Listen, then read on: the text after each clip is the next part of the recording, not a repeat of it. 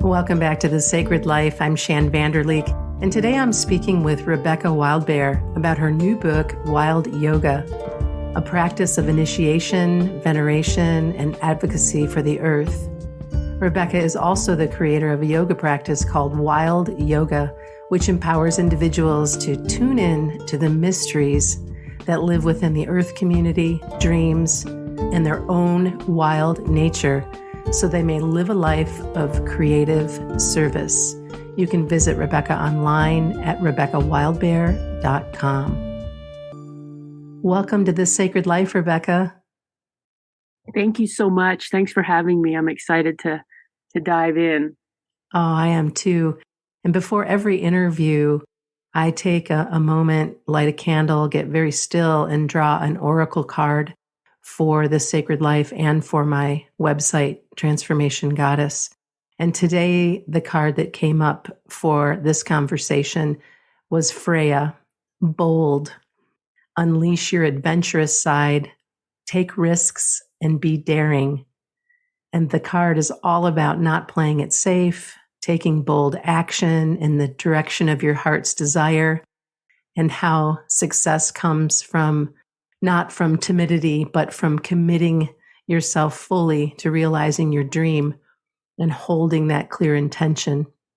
And I thought, well, of course, that's the card that came up. That sounds a lot like the author that I'm meeting right now in this wonderful book, Wild Yoga. What do you think about Freyja showing up today for us?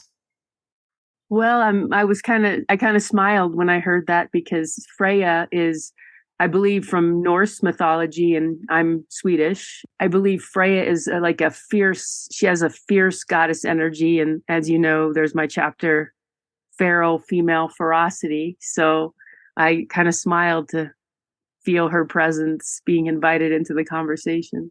Yeah. And she's with us right now for sure. And it's a fun practice that I have for every interview, and the cards, the messages, the archetypes come through so spot on almost every single time, it seems. I'd like to begin our conversation today asking you about how you describe living a life of creative service. Thank you for that question. I feel that, living a life of creative service is kind of partly related to rooting our being in the care of the well-being of the planet, and also in listening to other guidances besides just our own human mind, like opening ourselves up, since we're wanting to live what I would call an earth-centered life, opening ourselves up to being in conversation with the earth, feeling our relationship and how we're a part of earth, and being in a conversation where we can listen to what she needs and how she feels and what's happening to her. I also feel like living a life of creative service is thinking about what serves the whole. I think true elders are people that don't just take the human realm into consideration and what's best for the human realm. They include that, what's best for the human realm, all the different sects and groups and possibilities of humans, but also what's best for the earthly realm. And then they're also considering what's best for the spirit and the soul realm, and what is my soul saying, and how does my soul link up with the soul of the planet. And also living a life of creative service is connecting to the muse, because the muse is one that can help direct our service.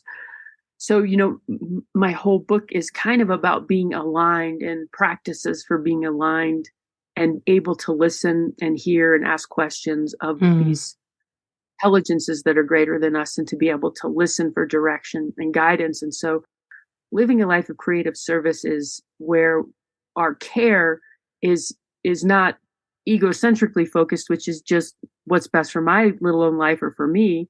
We do have to take care of ourselves to some level, but in the world, I think one of the challenges is that the culture of individualism teaches people just to get for themselves, and then meanwhile other people are harmed, the earth is harmed. So a life of creative service is able to look at the whole of people and of the earth and listen for how we can take down or recreate things to bring us back into balance. I love that. In the beginning of the book, within the first one or two chapters, there was a quote that just took my breath away. And it was, "Nature is more than our healer. She is our deepest place of belonging." And as I read the book, it's obvious that you have a deep connection with the earth. And then to read that quote, I'd love for you to tell me more about that, about nature being our deepest place of belonging. Thanks for highlighting that part. I've always loved being in nature, even since I was a young child, and felt comfortable in trees. And I didn't know how to put words to it. Earth is my deepest place of belonging at that time. But I do know that I went out to trees when I was struggling, that I felt most at home in nature more than I did in the human world. And as I grew, I learned about a lot of ways I could be in nature a lot, which is I learned a lot of outdoor activities like kayaking and whitewater rafting and rock climbing and backpacking and mountain biking and hiking. And I did all those things, and I joined communities where I was doing those things. So I was always outside in beautiful places. And I also became a wilderness therapist so that I worked outside and I helped people heal in the wilderness. And it was astounding to see that people who didn't recover in indoor settings could actually heal and recover in nature. Such a powerful force. Yeah, there's been so many studies on how nature can heal people who can't heal in indoor settings. As a wilderness therapist for 15 years, I saw that. And also, even before I was a wilderness therapist in college, I remember reading a study where a mental institution burned down and all the people had to live outside for the summer while the building was repaired. And they noted that all the people got healthier, much healthier. But then when the building was done, they put everybody back inside. So there's been so many documented studies on how people actually heal in the wilderness.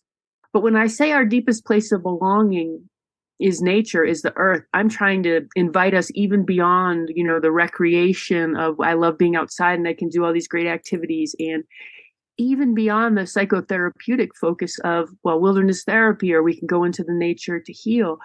That, wilderness isn't there just for us to heal. It does do that, but, just a smaller definition and understanding and relationship. And it's not just there as a beautiful backdrop where I feel better or where I can do these recreational activities. It's our home.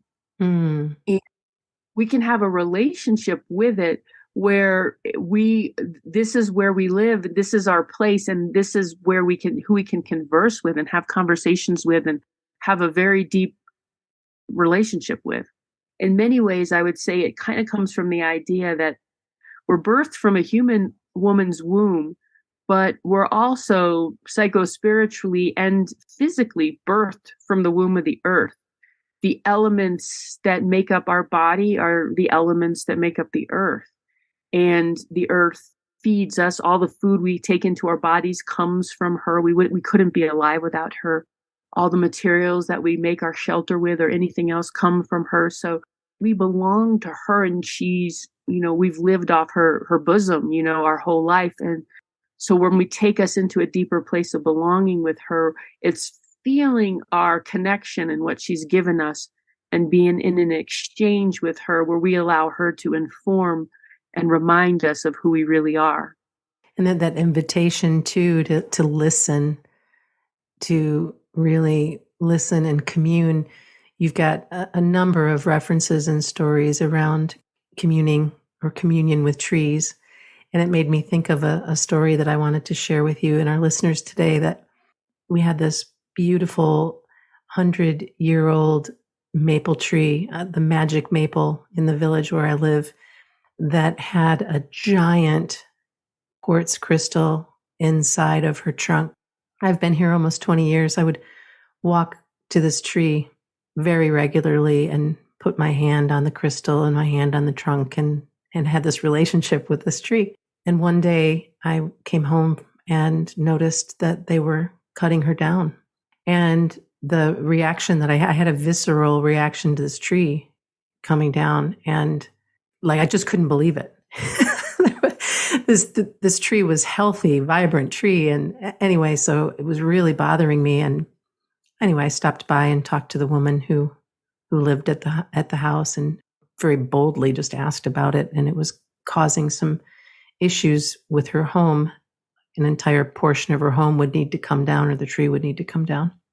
And she offered me several pieces of the tree and kept the giant crystal quartz portion in her garden as an altar and honoring.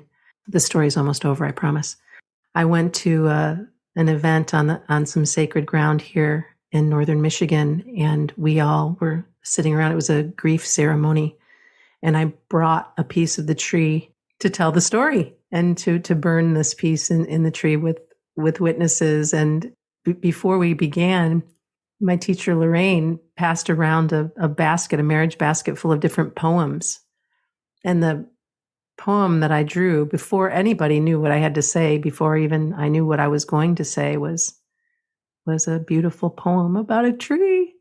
And so I got to honor the tree and burn the wood and give thanks. And I just love that tree, and still am so grateful for all of the time I got to spend with the magic maple.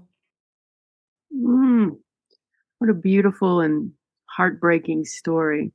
I know how it is when they cut who we love, and for really ridiculous reasons. And one of my sadnesses, though, has always been how trees' lives aren't honored when they die. And why do we honor human lives if we don't honor tree lives or forest lives? And anyway, I love hearing how you honored the tree's life.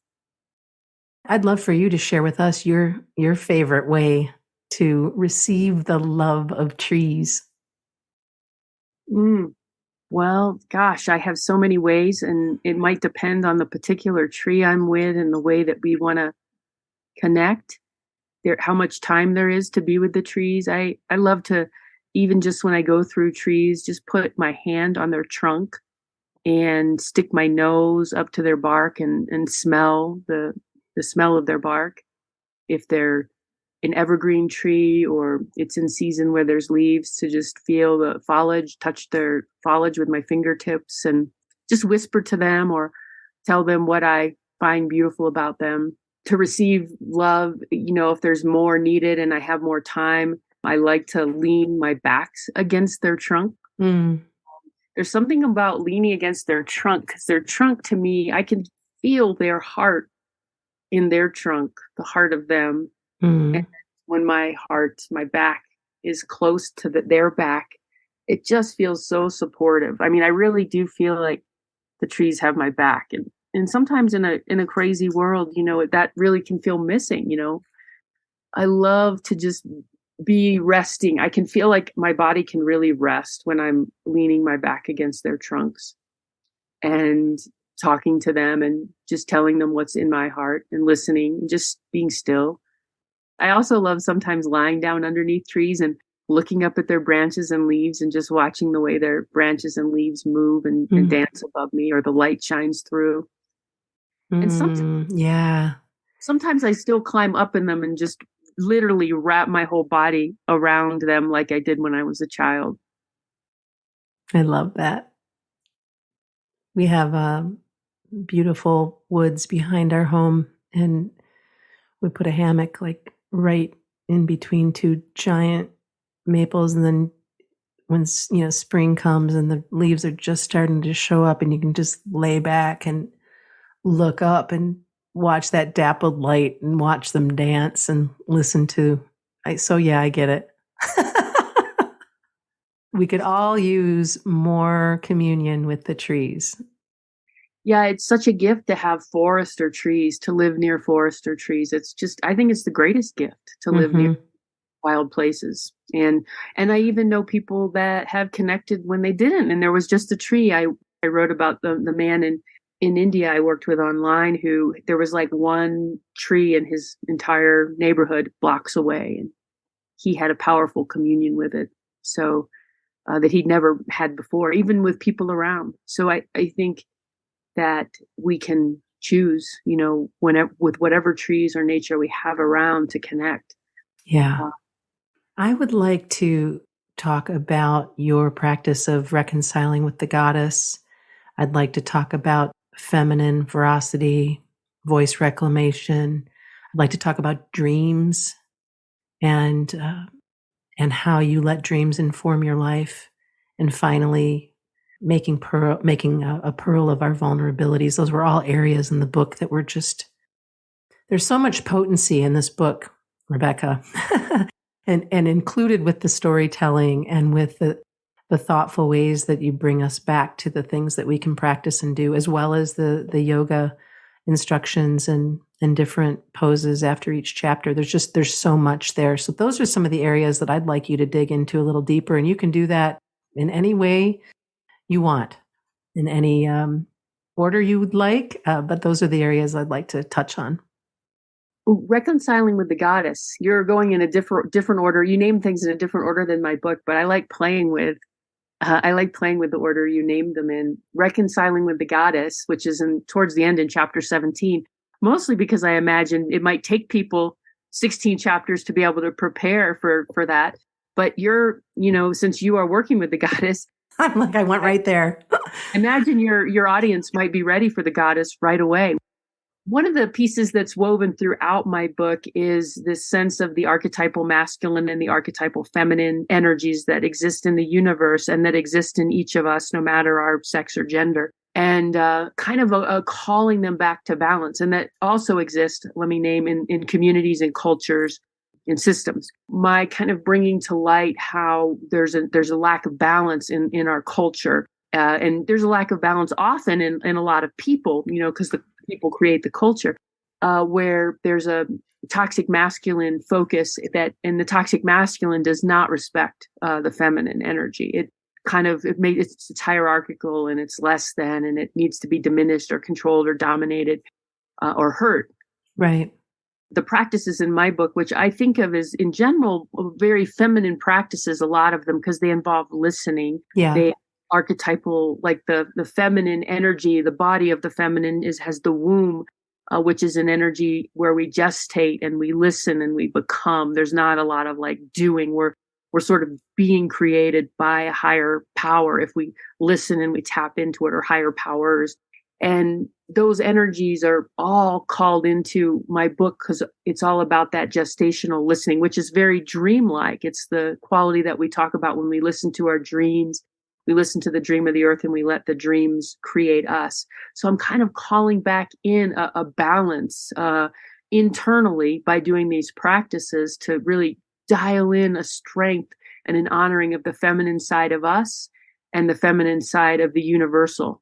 And also in reconciling the goddess, I'm kind of even actually bring it into the culture and into the relational, that the way women in our culture are treated, or the feminine energy is treated, or these feminine qualities are treated, is part of why the harm happens. And I'm bringing back into, I mentioned the old rule of, how in old times with castles, the king would marry the land. And so there was a balance where the masculine was in honor of the feminine. Like, I'm not going to take actions that are just based on, what I want to do in the moment. I'm going to live in a way that honors the land. And when there's this honoring, this balance, this masculine energy that honors and listens to the feminine, that's archetypally, culturally, communally, and individually in balance. You can look out of balance in our psyche. A woman can have a masculine aspect that's in their psyche that's dominating all the feminine aspects. So we can be out of balance personally, culturally, archetypally. And interestingly, since we started with Freyja, in Norse mythology, there's this idea that the sky gods and the feminine earth spirits got into a fight, and the sky gods treated the feminine spirits of the earth badly, and that they needed to come back in balance. And And then in fact, they did come back into balance spiritually and psychically, but that the human world, the earth world on the planet hasn't caught up with what they've done. And part of what we're doing to bring our world back into balance is bringing us back into balance with this feminine energy. Right. While the patriarchy is kicking and screaming and clawing and hanging on to every last morsel. Yeah, it's, I wouldn't say we're in a place of, if it can be won, where we're close or winning, but I'm just kind of calling, I begin to call some practices back into balance. How can we come back to balance? How can we reconcile with the goddess? And a lot of it, speaking of dreams, is through dreams. In that chapter, throughout the book, I'm working with dreams, individual dreams. How do we just even, chapter 6 is like just starting to listen to our dreams and honor our dreams and working with our own individual practices. And then chapter 16, I move into dreaming for the world. And how do we ask questions of the dreams that help us with our creative service to the world?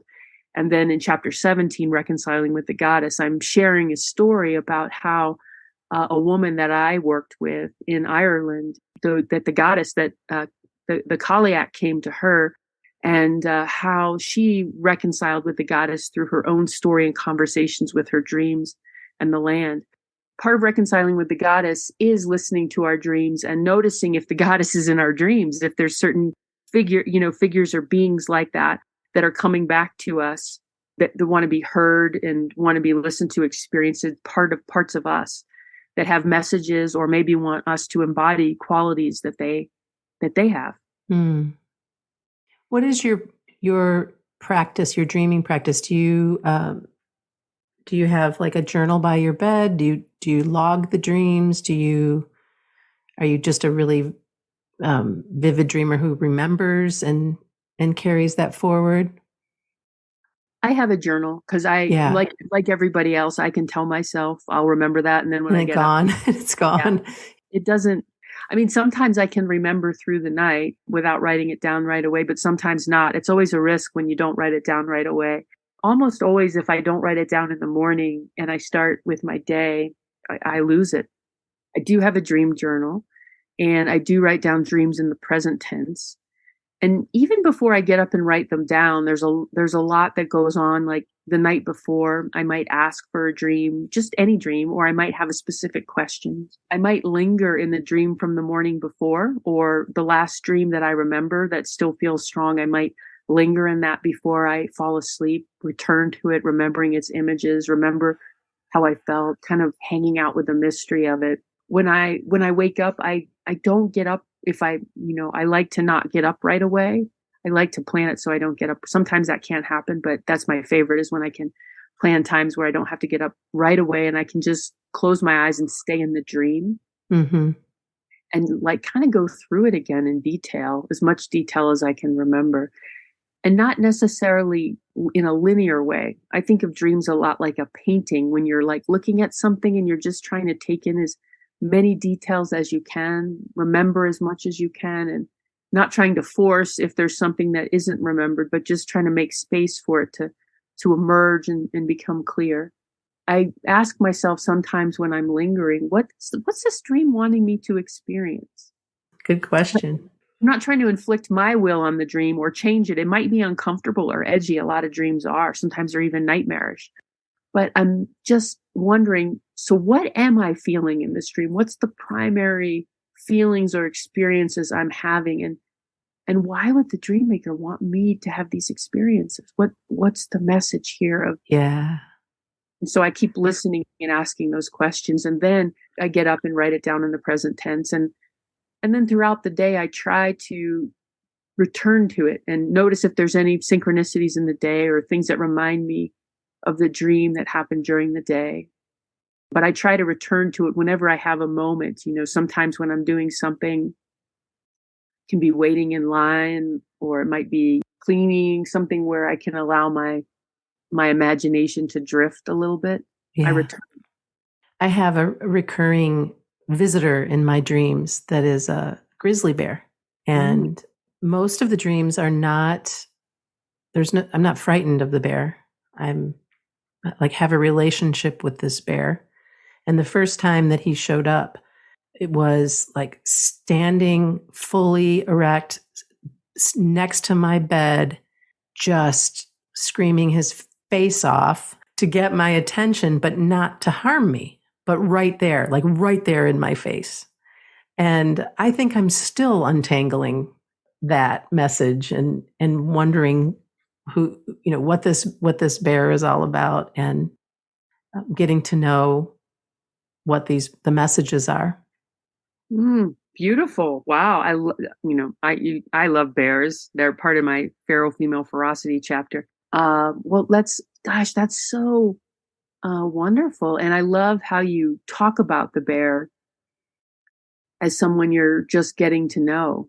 Like that's, yeah, it's just, I mean, that's really what it feels like. I remember when I was telling a friend about the first dream was the very ferocious, I'm here, look at me, I'm here with you, I'm right here. I was kind of blown away by like, wow, what is the bear, what is the bear teaching me? What does the bear want me to know? And so just talking to you and reading your book, I'm like, okay, I can dig into this a little bit. There's just so much that we can learn from our dreams. Yeah, I love that you talk about the bear and that you return to it. And that's what I find when we hang out with the beings from our dreams that we kind of love and are mysterious and intrigue us. Is it kind of sounds a little bit like an inner beloved. There's like an allurement and a danger and just a little intrigue. And that if we hang out with them and spend time with them, the dream can continue even while we're awake. Let's move on with your intention. What you would most love your readers to take away from their experience with wild yoga, because it's not just reading a book, it's an experience. I suspect that there's an invitation that you have for us that you'd like us to come away with. Yeah, I think that one of the main invitations is just to open people to how large the world is, how large the world of who we can be in communion with is, the depth of being in communion with our bodies and the intelligence that we have, the depth of being in communication with the dream world and all the intelligence it has. And a huge message is the earth, of course, like, honoring the earth as a sentient and alive being. Most of the time humans have been alive on the planet, they've been in conversation with the animate natural world. And it's only in the last few hundred years that we've lost an understanding that the earth is an alive being to relate with. So I'm storing and returning that. So I'm opening people to this larger world and possibility with practices for how they can engage. And I aim to make my language simple and stories simple so that anyone who wanted to could get it. Yeah. Even if it seems like kind of out there and, maybe really different, that it's still written in such a way that if you do the practices and you want to, you could get there. And because the earth needs all of us and it wants all of us to be in relationship, not to exclude people. We're all part of it. And of course, a big message and longing, a deep longing that I have is being able to bring humans back into balanced relationship with the earth. Yes, please.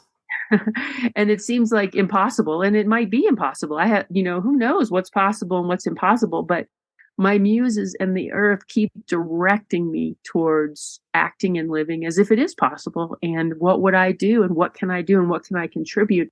And so sharing these ways of being in relationship with the larger world and listening are for me a hope and a possibility for if we are relating to these ones as the god and goddess that they are, these wild beings, that we will want to and need to and understand that that's more important than any of the other stuff of civilization. So that we can just radically move towards altering the way we're living. And I don't just mean individually. I mean, this is not about individual choices. I'm talking about as a culture, as a communities of people. Like, people need to join together and take action to be able to make the changes that need to happen. I look at my own family and I look at my son and his friends and the way that they think about, behave, and honor each other in the earth in a different way than what I grew up with. There just seems to be, at least in their friend group, a sensitivity and a knowing that is so much deeper than where I was at that age. And so that makes me feel like there's some hope there that the younger ones coming in are really seeing the importance of this and want to do what they can. Well, I'm so glad to hear that. It is a joy to meet inspired and connected young people. So I'm so glad that your son and his friends are like that. Yeah, me too. Me too. And I will say, as we close up today, I appreciated your complete transparency and vulnerability in your own sharing throughout the book. We didn't really talk about much of that today, but because you could come from those places and experiences, and along with your experience as a yogini and all that you've done, and the strength and the courage that you have, and just reading about the fasting and vision quest and the things that you did on your own, the way that you are immersed in the world and the way that you choose to be is pretty awesome. Thank you so much. I really appreciate that. I'm so glad that the stories I shared touched you. It does feel vulnerable when you birth a book into the world to have, oh my gosh, like not just the friends or people at my programs I choose to tell stories with, but the whole world, they're out there. And Yeah. but I also wanted to share them because sometimes it can be easy to think that a teacher or something hasn't gone through those experiences, and that we all go through. And I wanted to humanize myself as related to Yeah. the challenges we all go through, and that's part of the journey. Well, you did that and then some. Wild Yoga is a gorgeous book. If you're enjoying our conversation today, you absolutely want to get a copy of Wild Yoga. And you can do that at RebeccaWildbear.com or wherever books are sold. You can learn more about Rebecca and her soulful offerings, again, at that website, RebeccaWildbear.com. Rebecca, thank you so much for making time today to have this conversation with me. It's been a pleasure. Oh, thank you so much for your questions and reading my book and sharing it with everybody. It's been a pleasure to be here with you today.